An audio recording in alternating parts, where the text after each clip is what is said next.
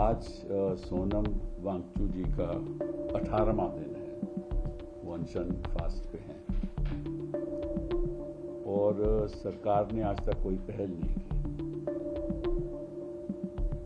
अनशन आदमी करता क्यों है? महात्मा गांधी जी अनशन क्यों करते थे? जब भी ऐसा लगता था कि सरकार बेइंसाफी के रास्ते पे चल रही है तो निश्चित रूप से विरोध होगा, और विरोध के भी अपने रंग होते हैं, तरीके होते हैं, और अनशन भी एक तरीका है, फास्ट करना भी एक तरीका है। और जब कोई भी फास्ट करता है, स्पेशली अनटू डेथ, कि अपनी जिंदगी भी सौंप देने के लिए फास्ट करता है, तो निश्चित रूप से सरकार के कोई तो बातचीत का रवैया बनाना चाहिए। और मुझे याद है कि जब अन्ना हजारे की मूवमेंट हुई तो उस समय जब भी अन्ना हजारे ने अनशन किया और जन लोकपाल बिल की डेमोन्स्ट्रेशन हुआ, तो सरकार बातचीत कर रही थी, क्योंकि सरकार जनता के लिए होती है, जनता की बात सुनने के लिए होती है। और जब एक ऐसा मोड़ आ जाए कि सरकार कहे कि हम किसी को सुनेंगे ही नहीं, वो मोड़ आज हिंदुस्तान की राजनीति में आ चुका है। सरकार को ये ज्यादा फिक्र है कि किस तरह से सरकारें तोड़े, किस तरह से मेंबर ऑफ पार्लियामेंट तोड़े बाकी पार्टी से, किस तरह से अपनी लोकसभा की बहुमत बढ़ाएं, किस तरह से राज्यसभा की बहुमत बढ़ाएं, किस तरह से 2/3 बहुमत हो जाए, तो किस तरह से संविधान बदल दें, तो किस तरह से ये राज चलता रहे, और किस तरह से इलेक्शन कमीशन के द्वारा वोटर के नाम काटे जाए। इस पे सरकार का बड़ा ध्यान है। लेकिन जो आम मुद्दे हैं, अभी हाल ही में सुना कि टेट का पेपर लीक भी महाराष्ट्र में, अभी कल ही की बात है, कल परसों की, कि रोज के रोज पेपर लीक होते हैं। नीट का पेपर लीक, बाकी का इम्तिहानों का पेपर लीक, नेट, कोई सरकार को कोई फर्क नहीं पड़ता, कोई फर्क नहीं पड़ता। और युवा आज क्यों वहां जुड़े हुए हैं? इसीलिए ना कि इतने पेपर लीक हो गए और अभी तक मंत्री जी ने इस्तीफा नहीं दिया। और मैं आज के दिन देश की जनता को ये बताना चाहता हूं कि ये अभी इस्तीफा होगा ही नहीं। धर्मेंद्र प्रधान जी कभी इस्तीफा नहीं देंगे, ना सरकार इनको कहेगी कि इस्तीफा दें, क्योंकि इनकी नीति है कुछ भी हो जाए देश में, राम मंदिर लूटा जाए, और जो लोग वाकई में इसके जिम्मेदार हैं उनका इस्तीफा कभी नहीं होगा। अभी आज तक इन्होंने किसी मंत्री ने इस्तीफा दिया? नहीं दिया। क्यों? क्योंकि इनकी परवाह नहीं है, जनता से इनको कोई लेना देना नहीं। जो सरकार ये तय कर ले कि मुझे जनता से कोई लेना देना नहीं है, मुझे अपनी सत्ता कायम करने का ही लेना देना है, वो सरकार एंटी पब्लिक, एंटी पीपल,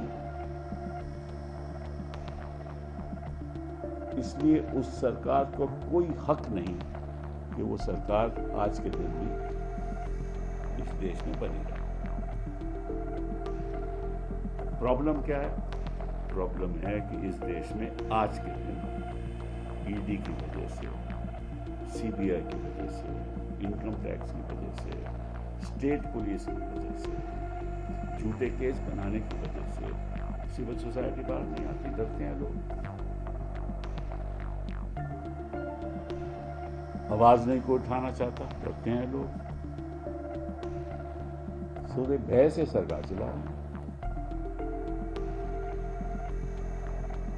तो मैं आज अपील करना चाहता हूं सोनम वांगचुक जी कि आप अनशन तो कर रहे हो और हम आपके साथ हैं। लेकिन जो सरकार आपको सुनने नहीं वाली, अपनी जान क्यों दोगे आप? क्योंकि अभी तो हमने कई और बैटल्स लड़नी है, अभी तो संघर्ष कई मुद्दों पे करना है और आपकी जरूरत है, ऐसे लोगों की जरूरत है जो लोकप्रिय हैं, जिनसे जनता उनके प्रति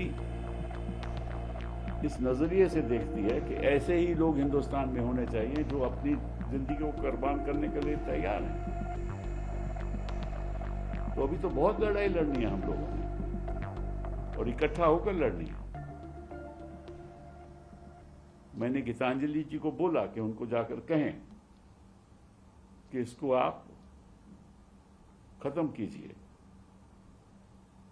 ये तो एक छोटा सा मुद्दा है, मतलब कि सारे युवाओं से जुड़ा हुआ मुद्दा, जिनका भविष्य खराब हो चुका है, वो एक ऐसा मुद्दा है जिसके आगे से भी हम उसके पक्ष में हम बात करेंगे। लेकिन वो तो कई मुद्दों में से एक मुद्दा है ना,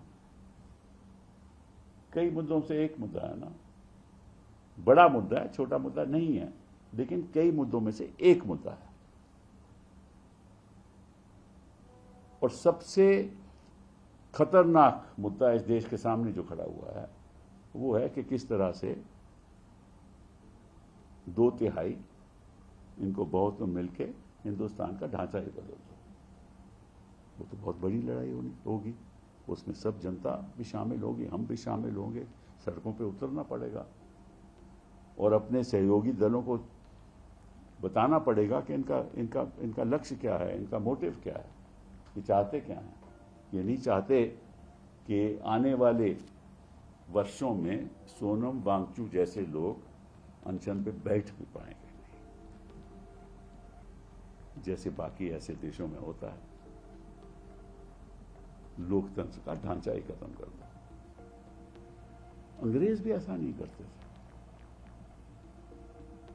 मुझे याद है कि जब महात्मा गांधी जी फास्ट में जाते थे तब भी अंग्रेज ऐसा नहीं करते थे। इनफैक्ट उनका जो अनशन होता था वहां इंग्लैंड की कैबिनेट में उसकी डिसीजन होती थी। वो चाहते थे कि किसी तरीके से कोई समझौता हो जाए। क्यों?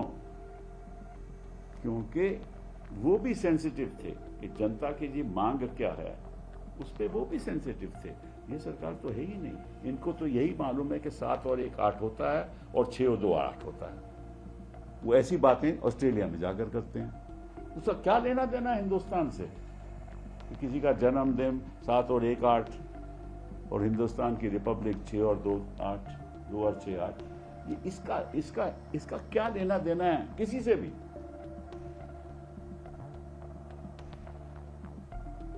कि दाल वहां से आती है और तड़का यहां लगता है। मुझे तो समझ नहीं आई इसका मतलब क्या है राजनीति।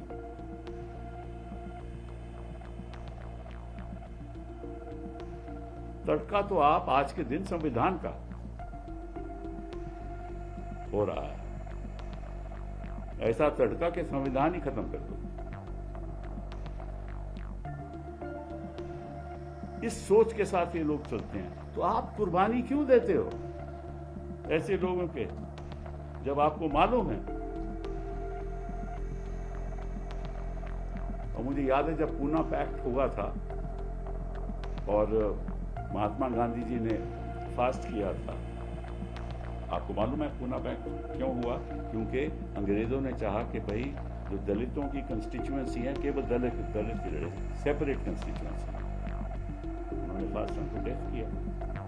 तो सरकार के साथ पैक्ट हुआ, पूना पैक्ट कहते हैं। क्यों? क्योंकि वो सरकार, मतलब कि अंग्रेजों की सरकार, निकम्मी सरकार, एक्सप्लॉयटेटिव सरकार, वो भी बात सुनती थी जनता की। मतलब कि उससे भी बदतर है।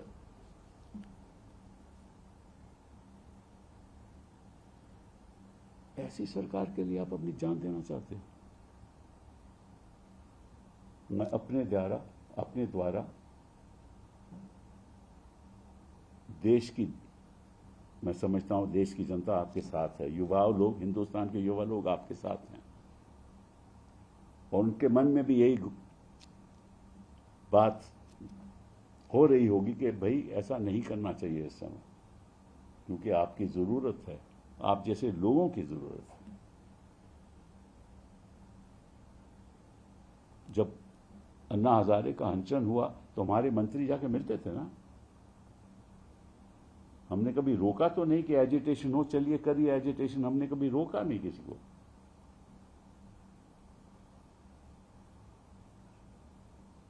बाबा रामदेव जैसे लोगों के साथ हमने बातचीत की, हमें मालूम था कि इसके पीछे आरएसएस है, ये सारा फ्रॉड हो रहा है, और फ्रॉड तो आपको दिख गया। जन लोकपाल बिल हमने पास कर दिया, कितनी बातें हुई, हमारी सरकार ने कहा चलिए पास करते हैं बिल, उसका नतीजा क्या हुआ?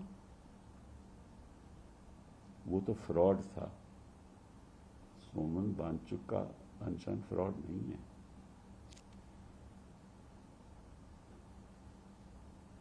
कहां है वो आरएसएस, कहां है वो लोग जो पैसों का खिलवाड़ कर रहे थे, लोगों को रामलीला ग्राउंड पे रोटियां खिला रहे थे फ्री, ताकि सरकार को गिराया जाए। हम तो नहीं कह रहे कि सोनम वांगचुक सरकार को गिराना चाहता है, वो तो यही कह रहा है ना कि हमारी बात सुनो। जो युवाओं के भविष्य के जो खिलवाड़ हुआ है, जो सुइसाइड किए हैं युवाओं ने क्योंकि दोबारा पेपर में बैठ नहीं पाए, उनकी बात सुनो, इतनी कठोरता मत दिखाओ। मुझे तो लगता है कि इनके दिल में जो धड़कन होनी चाहिए, जो आम आदमी दिल में है, वो भी नहीं है। ये बेदर्दी के साथ केवल एक ही लक्ष्य है कि किसी तरीके से सत्ता में कायम रहे, और जो इनके काली करतूतें हैं, जो कारनामे हैं, वो कभी जनता के सामने आई ही नहीं। एक मुद्दा नहीं है, हजारों मुद्दे हैं। सोनम वांगचुक जी, बड़ा भविष्य में हमें बहुत कुछ इकट्ठा होकर करना है। मैं अपील करता हूं कि आप अपना अनशन छोड़ दीजिए। बहुत बहुत धन्यवाद। So very quickly, you can brief in English as well. Sure. You can be brief as सवाल जवाब ले।